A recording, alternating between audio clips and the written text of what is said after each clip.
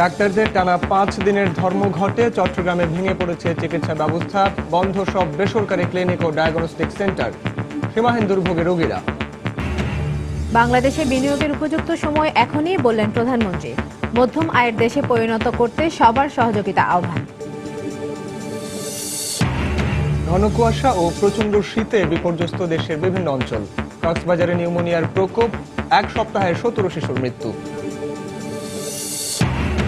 ভারতের 7টি বন্দরে ট্যারিফ ছাড় পাওয়ার কথা থাকলেও বাস্তবায়ন হয়নি এখনো। খরচ পোষানো নিয়ে শঙ্কায় বাংলাদেশি জাহাজ মালিকরা। জ্বালানি তেলের দরপতনে সৌদি আরব সহ মধ্যপ্রাচ্যের দেশগুলোতে নতুন শ্রমবাজার সংকুচিত হওয়ার শঙ্কা। প্রভাব পড়তে পারে রেমিটেন্সের উপরও।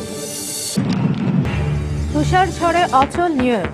যুক্তরাষ্ট্রের 11টি অঙ্গরাজ্যে জরুরি অবস্থা জারি। এ পর্যন্ত 18 জনের মৃত্যু।